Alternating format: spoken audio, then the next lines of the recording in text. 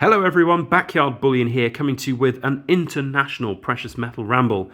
I am here in Berlin, Germany, where I've just attended the World Money Fair. And let me tell you, it was quite the experience. And I wanted to share a little bit of my experience here in Berlin whilst everything was fresh. I don't have any of my fancy video editing software to put photos and things into this video, but I will be sharing those in another one in due course and do a little bit more of an in-depth rundown of my experience here. But needless to say, it was quite the impressive setup here at the Berlin World Money Fair. And if you've never been to a coin show and you want to start big, then come here.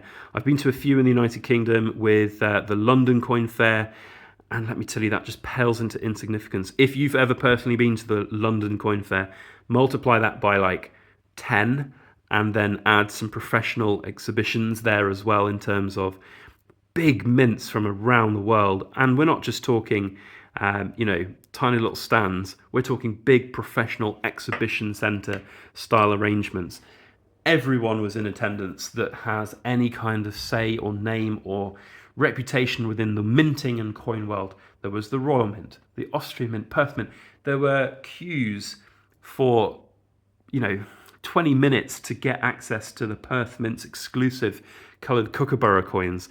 Everything was really quite exciting in the main hall for the exhibition. And it wasn't just exhibition as well, there was also a lot of retailers at this fair selling an awful lot of silver and gold.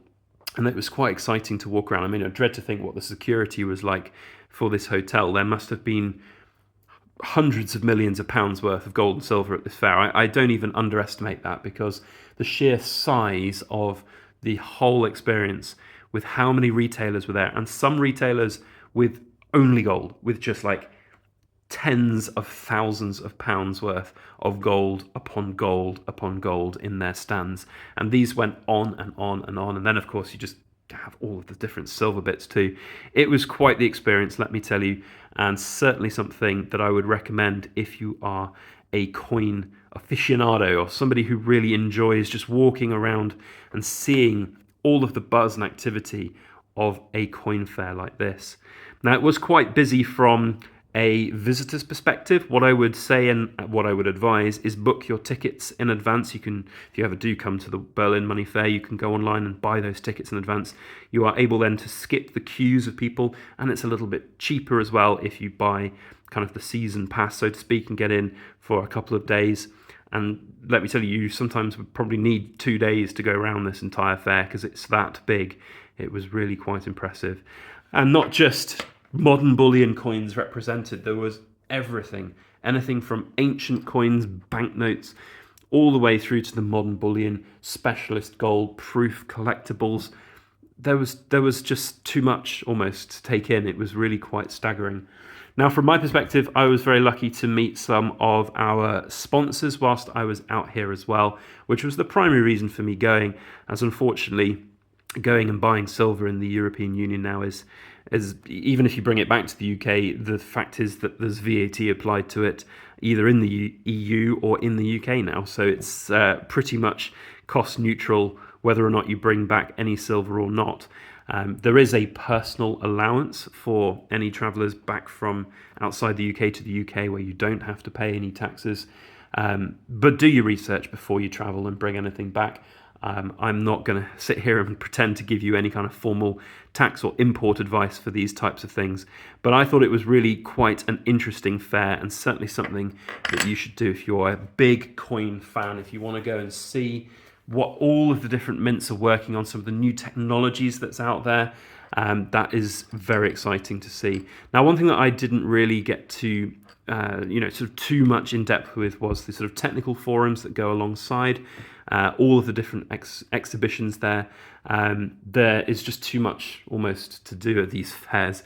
There were a few different interesting panels and things that one could have attended, some coin awards and things like that too.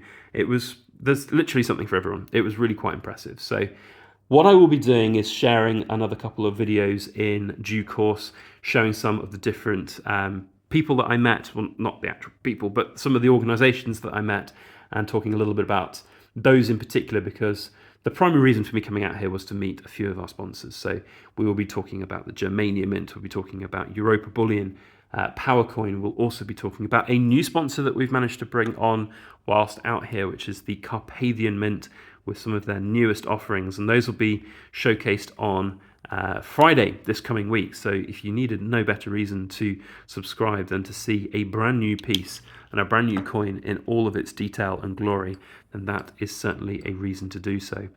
But I do, just want to sort of say again that it really was quite the experience to come out here to see. I've travelled out here on my own dime, so to speak, and travelling in this modern world is not cheap. And what I would say is, if you are looking to come out here, you do it as a sort of mini break experience. You don't do it as a way to come out and get tax advantage silver.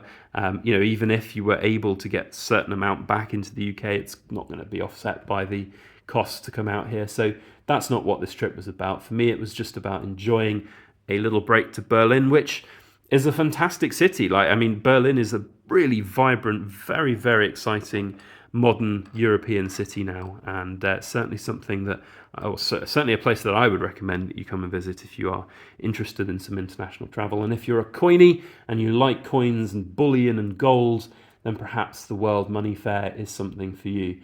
What I thought was most interesting when I was chatting with a lot of the different exhibitors from the big mints out there, I didn't necessarily play the YouTuber card every time. I didn't film, I didn't walk around the exhibition, I didn't do a press pass and do that. That wasn't why I came. Just wanted to be myself. I didn't even bring any of my business cards down out to people. But the few people that I did talk to, they were very nice, very pleasant. They ask you what you're doing, what you're interested in. And a few times I would say, I run a YouTube channel, Backyard Bullion, and a few of them had seen my videos before, which is, I think, quite interesting. The Raw Mint especially.